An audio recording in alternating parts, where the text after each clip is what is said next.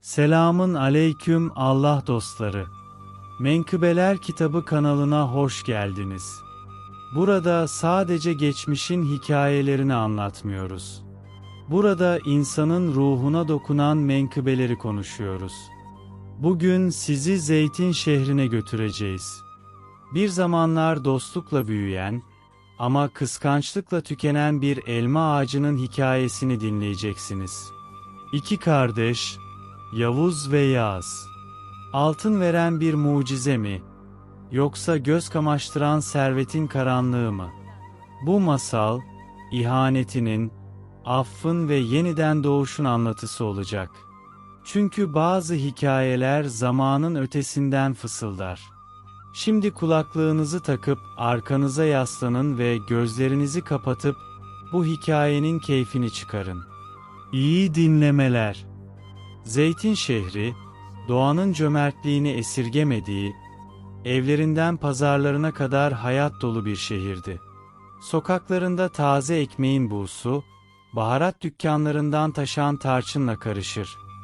Adımların arasında geçmişten gelen masallar yankılanırdı.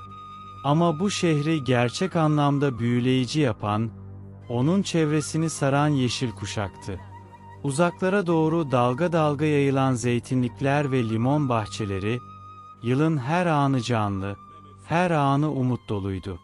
Bu bereketli coğrafyada insanlar yıllar boyunca huzur içinde yaşadılar. Ne açlık, ne savaş, ne de kıskançlık kirletti aralarındaki bağ. Şehrin kıyısında, rüzgara karşı eğilmiş narenciye ağaçlarının gölgesinde, eski ama sağlam bir ahşap evde iki kardeş yaşardı. Yavuz ve Yağız.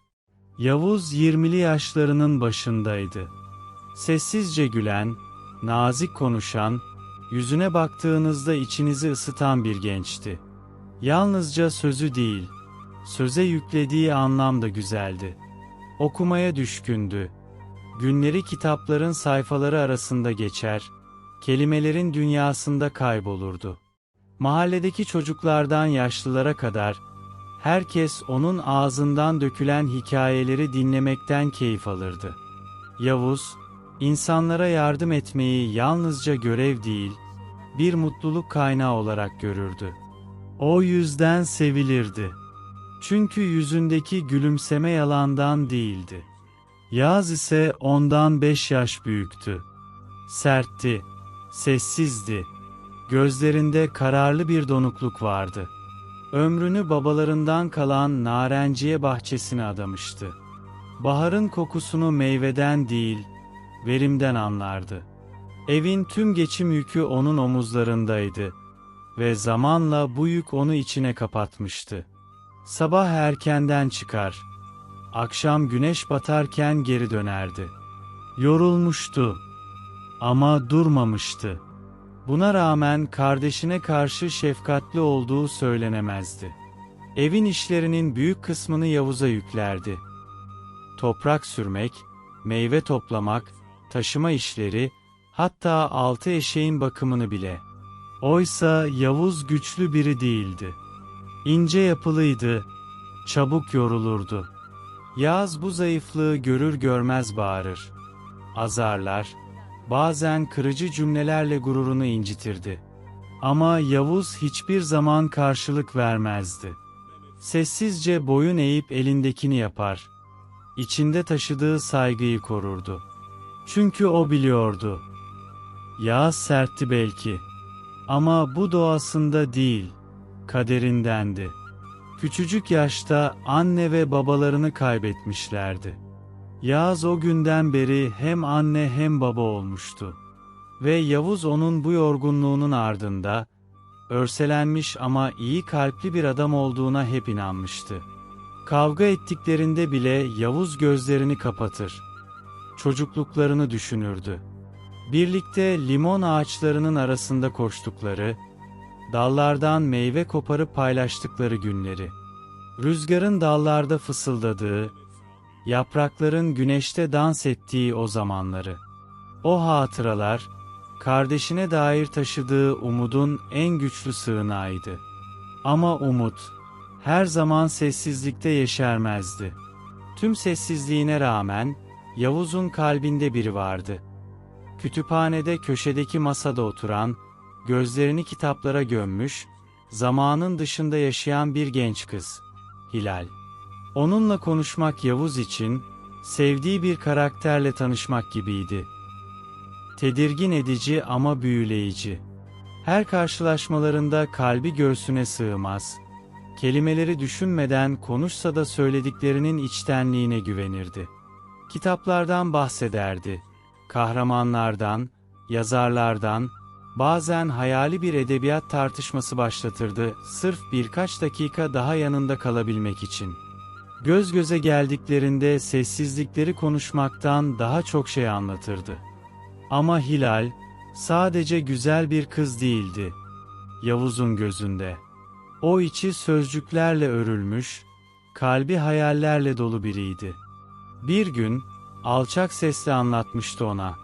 Çocuklara okuma ve yazmayı öğretecek bir merkez açmak istiyorum. Kelimeleri sadece harflerden ibaret görmesinler. Onları sonsuz bir dünyanın anahtarı gibi hissetsinler. Hilal'in bu hayali, Yavuz'un kalbini büyütmüştü. Gözlerinde parlayan o inanç, elleriyle havada çizdiği hayal.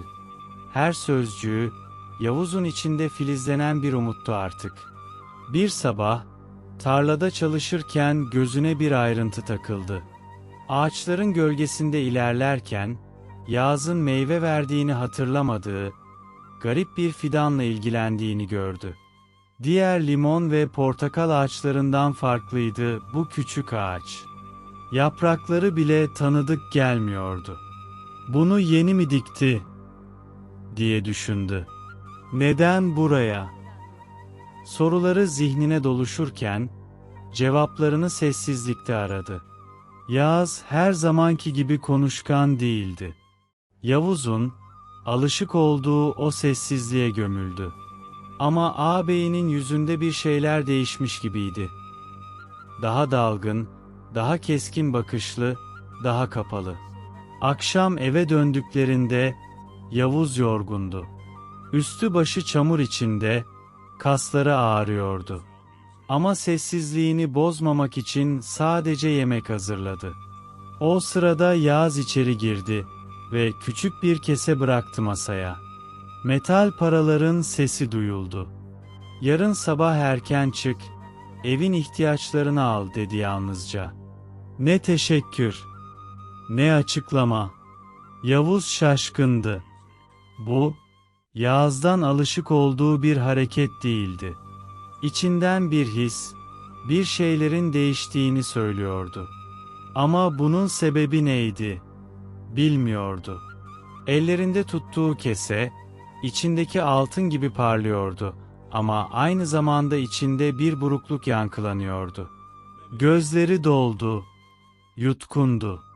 Çünkü o kese, para değil, kırılmış bir dengeden arta kalan suskun bir özürdü belki de. Ertesi sabah, Yavuz uyanır uyanmaz ilk işi göğe bakmak oldu. Gri bulutlar toplanmıştı. Hava kasvetliydi. Yeryüzüne inmek isteyen yağmur saklandığı yerde sabırsızdı. Yağız içeriden seslendi. "Yağmur bastırmadan gidip dün yarım bıraktığımız işi bitirelim. Erken döneriz." Yavuz hiçbir şey sormadı. Cebinde hala gece boyu zihninde dönen paralar vardı. Onların gerçek değeri neydi, bilmiyordu. Tarlaya vardıklarında yağmur damlaları serpiştirmeye başlamıştı. Ama Yavuz'un dikkati hava durumuna değil, bir kez daha o tuhaf fidana kaydı. Ya da artık fidan demek yetersizdi. Karşısındaki şey, birkaç gün önceki kırılganlıktan eser taşımıyordu. Şimdi, dalları uzamış, yaprakları genişlemiş, hatta üzerinde olgun kırmızı elmalar belirmişti. Bu mümkün olamazdı. Yavuz'un bedeni olduğu yerde çakılı kaldı. Yağız, elma ağacının karşısına geçti ve hiçbir şey olmamış gibi bir meyve kopardı. Yanında taşıdığı keskin bir bıçakla kabuğunu soymaya başladı. Ardından elmayı dikkatlice ortadan ikiye böldü. Yavuz'un gözleri her hareketini izliyordu. Sanki Yağız yalnızca bir meyve değil, içinden bir sır çıkarmaya çalışıyordu. Ve o sır, evet, bir anda cebine gizlice kaydırdığı minik bir nesneyle anlaşılır oldu. İçinden altın mı çıkmıştı? Bir elma daha, aynı işlem, bir tane daha, aynı gizem. Yavuz, ne olup bittiğini aklıyla kavrayamıyordu ama kalbi tehlikenin kokusunu çoktan almıştı. Yağız onun bakışlarını fark etti. Yüzüne, dostlukla örtülmüş bir soğukluk yerleşmişti. Yanına geldi. Diz çökerek cebinden bir avuç metalin şakırtısını duyurdu. "Bak Yavuz," dedi yumuşak ama tehditvari bir sesle, "bu ağaca bir daha yaklaşmayacaksın. Ona dokunmaya bile kalkarsan, seni onun dibine gömerim." Yağmur şimdi yüzünü okşar gibi değil, tokatlar gibi vuruyordu. Yavuz başını eğdi. "Anladım ağabey," dedi titrek bir sesle. Fakat içeride bir şey sarsılmıştı. Yağız ona korku aşılamak istemişti belki. Ama onun yerine bir başka tohum ekmişti. İhanetin tohumu. O akşam Yavuz uzun süre düşünemedi. Sadece hissetti ve o his bir kararın kıvılcımını çaktı. O gizemli elmanın sırrını kendi gözleriyle görecekti. Yağmur damlaları tarlanın kuru toprağını usulca ıslatırken, Yağız sabahın erken saatlerinde kendini yine aynı yerde buldu. Fakat bu kez gözleri, ağaçların yeşiline değil, yüreğinde bir ağırlık bırakan o tuhaf elma ağacına takılmıştı. Ağaç, sanki zamanın yasalarını hiçe saymış gibiydi.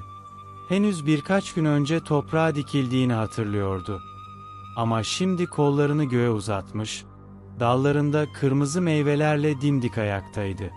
Yağız oradaydı, sessiz, dikkatli, kararlıydı. Elindeki bıçakla bir elmayı nazikçe soydu. Ardından ortasından ikiye böldü. Yavuz uzaktan izlerken, onun içinden bir şey çıkardığını, çabucak cebine kaydırdığını fark etti. Bir elma daha, bir tane daha, aynı özen, aynı sır. Bir süre sonra Yağız, kimseyi görmediğinden emin olunca tarlanın diğer ucuna doğru uzaklaştı. O an Yavuz harekete geçti. Kalbi göğsünü dövercesine atıyor. Adımları toprağa sessizce basıyordu. Ağacın yanına vardığında tereddüt etti. Sonra elini uzatıp bir elmayı kopardı. Soğuk yağmurla serinlemiş meyve, parmaklarının arasından kayacak gibiydi ama sıkıca tuttu. Titreyen elleriyle elmayı cebine yerleştirdi. Sonra hızla uzaklaştı. Kalbinde endişe değil, karar vardı artık. Bu oyun çok uzamıştı. Akşam olduğunda yağmur yerini ağır bir sessizliğe bırakmış. Gece köyün üzerine yorgan gibi serilmişti. Yavuz sessizce yatağına uzandı ama gözlerini kapatamadı. Parmakları hala cebindeki elmanın ağırlığını hissediyordu. Sabah olunca cevabını aradığı soruyla yüzleşecekti. O meyvenin içindeki gerçek neydi? Ve daha önemlisi, Yağız neyi saklıyordu? O gece, yağmur pencereleri tokatladı. Gökyüzü kızgın, yeryüzü suskundu. Yavuz yatağında döndü durdu. Kalbinde sabırsız bir kararlılık vardı. Sabah olur olmaz tarlaya gitmeyecekti. Artık hiçbir şey ertelemeye değmezdi. Cebindeki elmayı gün ışığında açacak. O ağacın sırrını kendi gözleriyle görecekti. Güneş doğarken hava hala griydi. Ama Yavuz'un adımları kararlıydı. Bahçeye vardı. Eşeği gölgede bıraktı. Elini cebine attı. Elmayı çıkardı. Parlak, kusursuz. Sanki toprağın kendisi ona fısıldamış gibi. Nefesini tuttu. Bir çakıyla kabuğunu soydu ve tam ortasından ikiye ayırdı. İçinden, beyaz meyve etinin arasına sıkışmış iki küçük altın parça çıktı. Avuçlarının içinde parladı o parçalar. Ama ışık saçan şey altın değil, gerçeğin sertliğiydi. O an gözlerinin önünden Yağız'ın sert bakışları geçti. Onca yılın suskunluğu, içten içe bastırdığı hayal kırıklığı ve derin saygı, bir anda yerini sessiz bir öfkeye bıraktı. Bu sadece altınla ilgili değildi. Bu, bir güvenin parçalanışıydı. Bir ihanetti. Ama ağabeyinin yüzüne haykırmakla yetinemezdi. Onunla yüzleşmenin zamanı gelmişti. Fakat bu kez mesele elmanın içindeki altın değil, iki kardeş arasında gömülü olan hesaplaşmaydı. Köyden aşağı, taş sokaklardan yürüyerek Nedim'in konağına yöneldi. Hilal'in babası olan tüccarın evine, içinde gerçeği taşıyarak gidecekti. Bu defa altınla değil, dürüstlüğüyle, kalbiyle ve hak ettiği aşkla konuşacaktı. Kapının önünde durduğunda derin bir nefes aldı. Ardında yıllar süren suskunluk, önünde kaderin kurduğu yeni yol vardı. O gün gökyüzü sanki güneşi bile saklamıştı. Yavuz'un içinde kabaran hisler, ne yağmurla hafifledi ne de suskunlukla yatıştı. Olanlara dair sessiz bir öfkeyle, tarlaya doğru ilerledi. Artık korkmuyordu. Ne Yağız'dan, ne sırlardan, ne de kırılacak bir geçmişten. Tarlaya vardığında, elma ağacı oradaydı. Rüzgarla hafifçe salınan, dallarında neredeyse ağırlıktan eğilmiş meyveleriyle büyülü bir varlık gibi. Etraf ıssızdı. Yavuz yavaşça yaklaştı. Ağabeyinin yasaklı alan ilan ettiği bu ağacın önünde şimdi dimdik duruyordu. Elleri titreyerek bir meyveye uzandı. Parmağı meyveye değdiği anda bir fısıltı gibi bir ses arkasından yükseldi. "Dokunma," dedim. Yavuz dönmeye fırsat bulamadan güçlü bir el omzuna yapıştı. Yağız'ın yüzü öfkeyle değil, karanlık bir kararlılıkla gölgelenmişti. "Anlamadın mı hala?" diye fısıldadı dişlerinin arasından. "Bu ağaç bana ait, bu hayat bana ait. O kızı sen değil, ben istedim. Ama sen geldin ve hepsini çaldın." Yavuz gözlerini kısmadan, ilk kez doğrudan karşılık verdi. "Onu kalbimle istedim. Sen bana yalan söyledin. Abimdin, güvendim sana." Yağız'ın çenesi gerildi. Bir anda Yavuz'u sertçe itti. Genç adam yere düştü. Toprağa yayılan yağmur çamuruna karıştı. Bir sessizlik oldu ve ardından Yağız'ın öfkesi patladı. Tekmeler, yumruklar. Ama asıl darbeyi Yavuz bedeninde değil, ruhunda hissediyordu. Bu, kardeşlik denen bağın paramparça oluşuydu. Sonra olan oldu. Yağız bir baltayı kaptı. Gözleri kararmıştı. Yüksek bir çığlık gibi yankılanan bir darbe. Sonra bir tane daha. Elma ağacının dalları kırıldı. Gövdesi yarıldı. Yavuz, yerde acı içinde doğrulmaya çalıştı ama gözlerini o sahneden alamıyordu. Yağız son kez savurdu baltayı. Ardından dizlerinin üzerine çöktü. Ağacın gövdesi devrildiğinde toprak hıçkırdı. Ardından, çıngırdayan bozukluk sesleri eşliğinde, meyveleri büyük bir torbaya doldurdu. Ve sonra alevler yükseldi. Yağız, ağacın dibine yaktığı ateşi uzun süre izledi. Duman, göğe değil, kalplerinin arasındaki boşluğa yükseliyordu sanki. Elma ağacı, bir zamanlar altın veren mucize, şimdi yalnızca küle karışan bir hikayeye dönüşüyordu. Yağız, hiçbir şey söylemeden arkasını dönüp uzaklaştı. Yavuz yerde kaldı. Gözlerinde yaş yoktu. Yorgundu.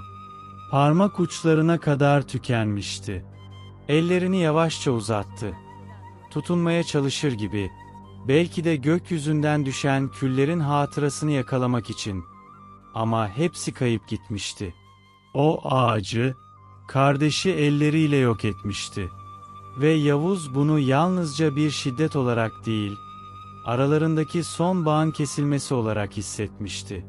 Sırtında kan, gözlerinde suskunluk, cebinde hala sabah kopardığı o tek elmayla yavaşça ayağa kalktı. Tarladan ayrılırken ardında yalnızca toprak değil, artık güvene dair hiçbir şey kalmamıştı. Sabah güneşi sokak taşlarının üzerine ürkekçe düşerken, Yavuz sade giysilerini giydi. Cebindeki elmayı yıkayıp 2 altın parçayı dikkatle bir beze sardı ve yola koyuldu. Rüzgar, şehrin uykusunu henüz dağıtmıştı ama onun içindeki kararlılık uykusunu çoktan bozmuştu. Bugün yalnızca aşkına değil, hakikate de sahip çıkacaktı. Tüccar Nedim'in evi şehrin merkezindeydi. Yüksek duvarlarla çevrili, zarif bir bahçesi ve kütüphane raflarını andıran renkli çiçeklerle dolu bir avlusu vardı. Büyük ahşap kapıya 3 kez vurdu. Açan hizmetkar onu içeri buyur etti. Kokulu tütsüler ve ağır kumaşlarla bezeli oturma odasında, tüccar onu bekliyordu. Nedim ciddiyetini koruyarak yer gösterdi. "Tanıyorum seni, Yağız'ın kardeşisin, değil mi?" dedi. Yavuz başını salladı. "Evet efendim. Ama bugün Yağız için değil, kendim için geldim." Cebinden küçük bezi çıkarıp açtı. Altın parçalarını masaya koydu. "Benim ne bir sarayım var, ne de servetim. Sahip olduğum tek şey bu 2 altın. Ama kızınıza verebileceğim çok daha kıymetli bir şeyim var. Sevgim, sadakatim ve dürüst bir hayat. Onu hiçbir zaman eksik bırakmam." Nedim sessiz kaldı. Gözleri altınlara değil, Yavuz'un gözlerine bakıyordu. Bu bakışların ardında acı vardı. Ama aynı zamanda dik durmaya çalışan bir ruh, yara almış ama hala ışık saçan bir kalp. Bir süre hiç konuşmadı. Sonra ağır ağır gülümsedi. "Kızım, Hilal'in gözlerinde seni daha önce görmüştüm," dedi. "Bugün sözlerinle içimdeki o şüpheyi susturdun." Ardından hizmetkâra seslendi. "Hilal'i çağırın." Kapı açıldığında içeri utangaç adımlarla Hilal girdi. Babasına döndü, başını eğdi. "Kızım," dedi Nedim, "konuştuk. Yavuz seni istediğini söylüyor. Ve ben, cevabı senden duymak istiyorum." Hilal başını kaldırdı. Sessiz ama netti. "Baba, ben onu tanıyorum." Kütüphane sessizliğinde konuştu benimle, cümlelerinden değil, bakışlarından anladım. Hayalime ilk inanan da oydu. Kalbiyle yanımda duran tek kişi. Ben cevabımı çoktan verdim. Tüccar, bir baba gibi değil, sanki eski bir dost gibi baktı onlara. O zaman dedi, "Evimin kapısı da, gönlümün kapısı da sizlere açıktır. Yavuz, sen yalnız bir damat değil, aynı zamanda kumaş ticaretinde yanımda olacak bir öğrencisin artık." Gözlerinde sessiz bir ışık parlayan Yavuz, içini çekti. Geçmişiyle yüzleşmiş, yaralarını taşıyarak onurunu korumuştu. O an anladı. Bazı savaşlar zaferle değil, iyiliğini kaybetmeden çıktığında kazanılır. Yağız o gün evden çıkmadı. Konağının içinde, sessizliğe gömülmüş bir gölge gibi dolaştı. Yalnızlık artık bir tercih değil, sonuçtu. Hilal'in evliliği, kardeşinin tüccarın güvenini kazanması, köyde adının saygıyla anılması, bunların hepsi Yağız'ı öfkelendirmemişti. Asıl yangın, kendi içinde susturamadığı sorulardı. Ağaç neden yalnızca ona altın verdi? Ve neden o ağacı, o koca serveti, tek bir gecede kendi elleriyle kül etmişti? Yağız'da evlenmişti oysa, ancak evliliği başarısız gidiyordu, bir türlü istediği mutluluğa kavuşamıyordu. O sırada şehirde bir şey değişiyordu. İnsanlar artık büyük sofralardan değil, küçük sözlerden bahsediyordu. Işıl ışıl salonlardan değil, bir adamın haykırmadan nasıl dimdik durduğundan söz ediyordu. Hikaye, zenginliğiyle parıldayan değil, içtenliğiyle ışık saçan Yavuz'daydı. Ve Hilal'in gülümsemesi, o eski evin duvarları arasında, sade ama gerçek bir huzurun simgesine dönüşmüştü. Aylar geçti, Yağız'ın altınları tükendi. Şehri avuç avuç harcamış, ardında gösterişli ama anlamsız geceler bırakmıştı. Konağı satmak zorunda kaldı. Eşi onu terk etti. Şimdi ne bir hizmetçisi vardı, ne de onu alkışlayan kalabalıklar. Bir sabah, yorgun adımlarla köy yollarında dolaşırken kardeşinin evinin önünden geçti. Bahçeye göz gezdirdi. Sessiz gölgelik bir huzur içindeydi.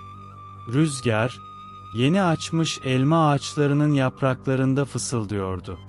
Ağaçlar, evet, o ağaçlardan biri meyve vermişti. An içinden bir dürtü yükseldi. Bakmadan, düşünmeden, eski alışkanlıklarıyla duvarı tırmandı ve bahçeye atladı. Elini bir meyveye uzattı.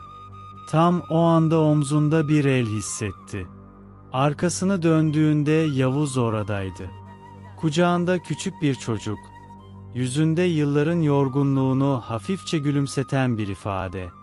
"Yağız, abim," dedi yumuşakça. Yağız başını önüne eğdi. "Sadece bir elma almak istemiştim," dedi utanarak. Yavuz ağaçtan bir meyve kopardı ve sessizce uzattı. Yağız cebinden küçük bir çakı çıkardı. Meyveyi ikiye böldü. Gözleri bir şey aradı ama yoktu.